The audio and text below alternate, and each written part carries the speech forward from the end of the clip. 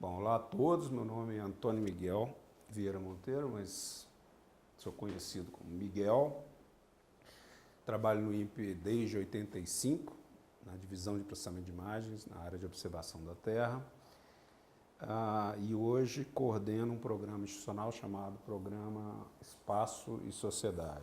O programa teve origem em 2007 e a ideia principal do programa Espaço e Sociedade é uma tentativa de mobilizar de maneira transversal algumas áreas do INPE que têm na sua ponta produtos derivados de tecnologia espacial que possam, de alguma forma, contribuir em setores que tradicionalmente, ao longo do tempo, o INPE frequenta com pouca frequência, que são os setores de políticas sociais, em particular os setores de cidades, de saúde e de desenvolvimento social.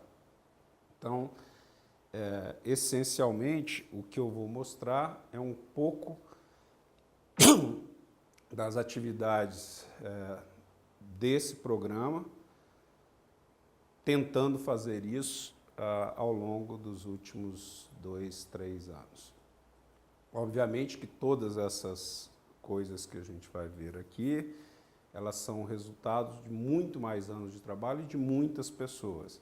E um programa, o objetivo dele é agenciar essas pessoas e competências e tentar ligar pessoas e competências ao destino final, que é um uso específico pela sociedade ou por grupos da sociedade ou de interesse social nas tecnologias que são derivadas desse programa, que é o programa espacial que o INPE pertence. Então, eu vou falar hoje sobre vou usar como foco e como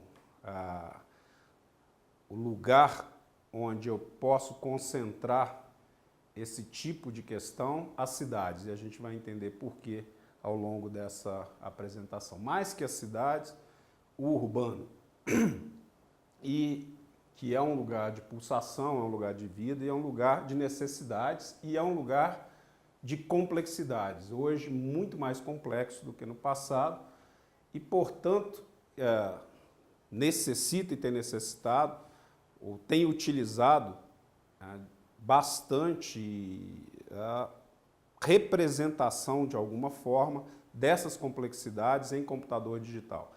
A questão é criar representações da cidade que envolve elementos naturais e sistemas sociais em computador digital, envolve dizer alguma coisa sobre essas questões, né?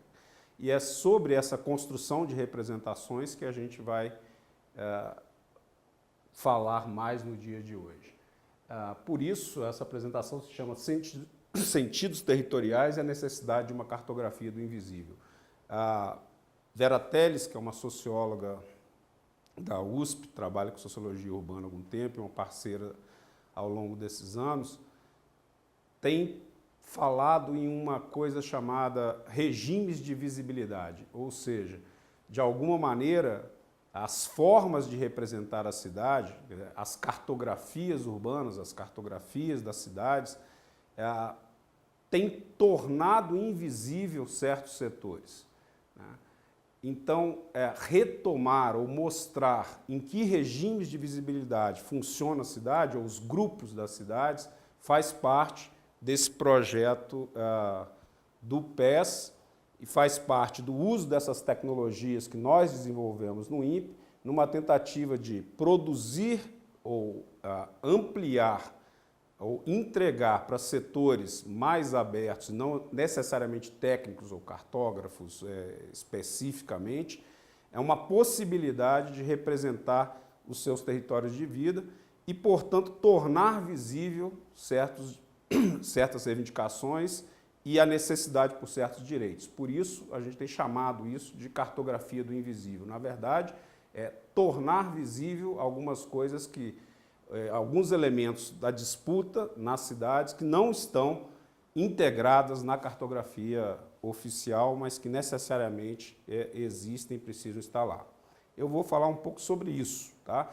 Obviamente que, como eu disse, isso é um programa transversal e ele agencia, então Nenhum homem é uma ilha isolada. Isso John Donne escreveu, é um poeta metafísico inglês, escreveu um poema bonito, mas essa frase é essencial para a gente aqui, principalmente para quem faz ciência e quem faz tecnologia. Ninguém trabalha sozinho, nem é o produto do trabalho de um homem, né? Cientista, celebridade é uma invenção moderna, pós-moderna, porque na modernidade a gente trabalha em conjunto, muito mais anonimamente do que como estrelas isoladas. Então, o trabalho de cada um é importante para compor o que a gente vai ter como saída e como produto de todos. Então, isso não é um trabalho meu, nem do programa especificamente, quer dizer, é coordenado dentro do programa, mas ele é um trabalho de muita gente durante muitos anos. Algumas dessas pessoas é importante que a gente... Então, esse é o programa, chama Espaço Sociedade, Inovações para Políticas Públicas, a gente vai ver por quê. E, como eu disse, essa construção dessa coisa é baseada num coletivo. Na falta de uma palavra melhor, eu vou usar a palavra coletivo, que foi formado ao longo desse tempo, né? Algumas pessoas têm sido fundamentais na organização, na ajuda estrutural, Isabel, Silvana, Pedro, a Flávia, Lília, mas tem um conjunto grande de outros rostos que têm trabalhado com a gente, como vocês vão ver, com variadas formações. Tá? É importante para tratar os problemas que a gente vai tratar.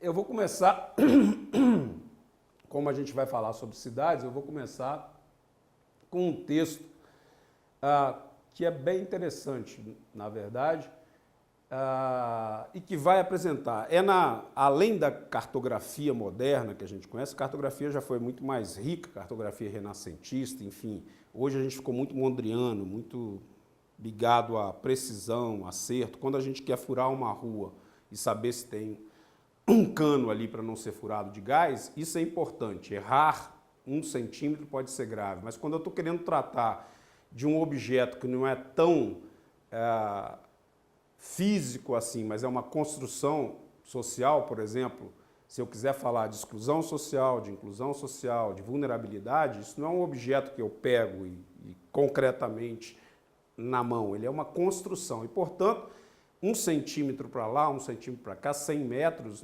esse não é o parâmetro de cartografia que eu vou usar, e sim é como eu represento em um território real, que eu possa entender que é na cidade de São José ou na cidade de São Paulo, mas que eu possa, de alguma maneira, representar esse objeto que é construído por todos nós.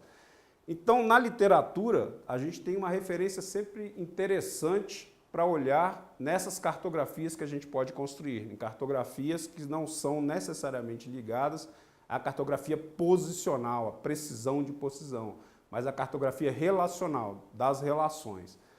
Tem um texto, além disso, tem um texto, esse texto que é um pedaço de um texto de um livro interessante, ele fala sobre uma certa cidade que se chama Olinda, que não é a nossa Olinda, enfim, mas poderia ser, em que é isso que ele diz, quem vai a Olinda com uma lente de aumento e procura com atenção pode encontrar em algum lugar um ponto não maior que a cabeça de um alfinete, que um pouco ampliado mostra em seu interior telhados, antenas, clarabóias, jardins, tanques, faixas através das ruas, quiosques nas praças, pistas para as corridas de cavalo. Aquele ponto não permanece imóvel. Depois de 1 ano, ele já está grande como um limão, depois como um cogumelo, depois como um prato de sopa. E eis que se torna uma cidade de tamanho natural, contida na primeira cidade.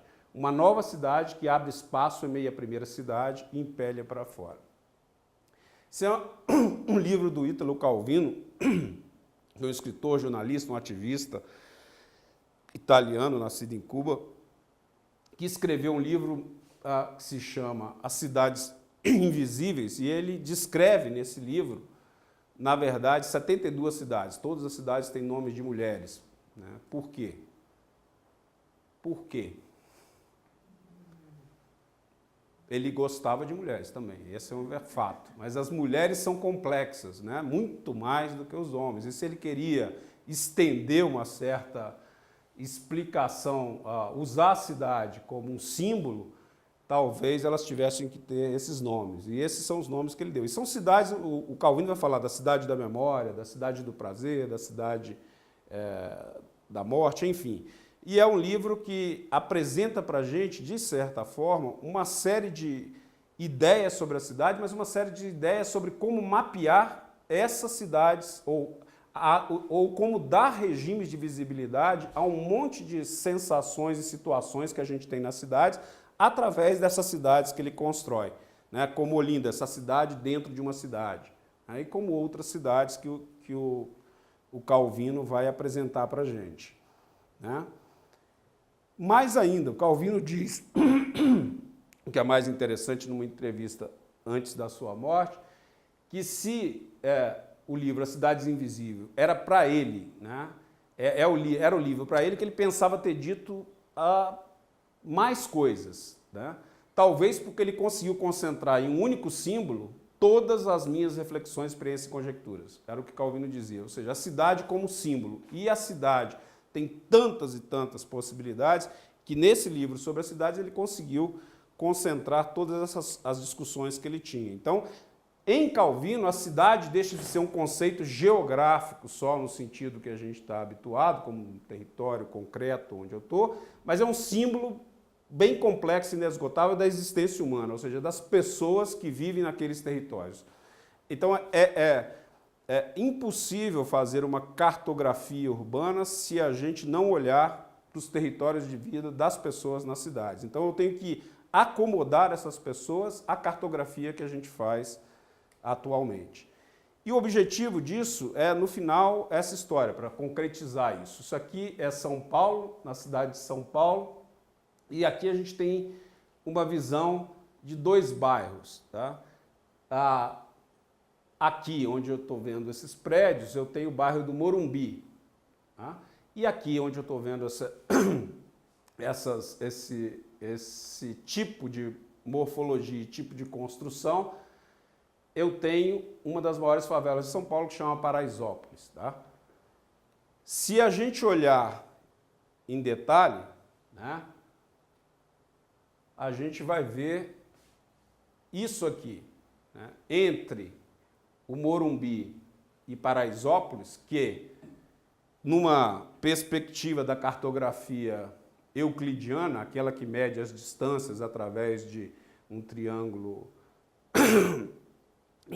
retângulo, onde a hipotenusa, enfim, onde eu uso uma geometria de Euclides, né, num plano XY, e se eu considerar essa a medida de distância, ou a medida cartográfica do meu mapeamento, para essa relação de distância, o Morumbi está muito próximo de Paraisópolis.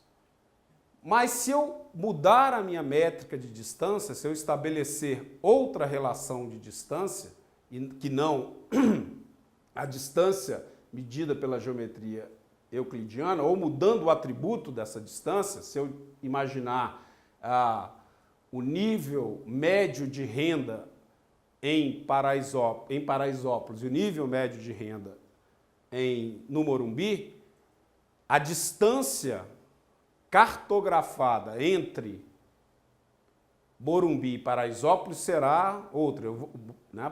Morumbi vai aparecer lá em Manaus e Paraisópolis vai aparecer lá no Chuí. Então, matematicamente, a gente tem como conseguir certas formas, certas estruturas matemáticas de representação onde eu possa transformar, onde eu possa estabelecer métricas de distância que me digam mais sobre o fenômeno que eu estou tratando do que as distâncias próximas. E fazendo isso, eu posso construir uma cartografia onde isso aqui aparece, quando ela era escondida na média geral na mistura geral entre Paraibuna e Paraisópolis. Então, o nosso objetivo com essa proposta é construir métodos, técnicas, enfim, o que a gente possa para descobrir e revelar ou dar algum tipo de visibilidade a essas situações. E a gente vai mostrar como fazer isso. Por quê? Se vocês lembram, no começo dessa apresentação, no fundo, a gente via esse mapa. Esse é um mapa, na verdade, ele é a primeira vez que que ele aparece com certeza, é no Globo de Hunt Lennox, que ele está na New York Library, é 1510 mais ou menos, foi quando ele foi encontrado, ou de quando ele foi produzido, mas ele mostra um pouco do que era a cartografia em certo período, a cartografia romana, na ideia de que você sempre, essa é uma ideia que vem enfim, quando os romanos, quando Roma era o império e chegava num lugar desconhecido, eles pegavam, né, o seu cartógrafo do momento e dizia, daqui para cá a gente conhece, a gente sabe desenhar Roma, sabe desenhar essa cidade. Aqui a gente não conhece. Como é desconhecido, né, eles faziam um círculo territorial qualquer e aí escreviam lá, né, aqui existem dragões e leões, porque eu não sei o que tem ali, depois eu vou saber. À medida que eu ocupo, eu vou construindo aquela cartografia. Mas o mais importante é que se criava, então, esses animais mitológicos, enfim, essas dificuldades, essas coisas que eram a perspectiva de dar uma visibilidade para o desconhecido, né? E é isso mais ou menos que a gente vai tentar fazer, mas é com os instrumentos que a gente tem hoje e com a melhora sensível e importante dos instrumentos de cartografia posicional, que são fundamentais para a gente construir essas outras cartografias, né? As bases territoriais que a cartografia nos dá permite a gente, a partir das posições, construir as relações e aí desvendar esses invisíveis.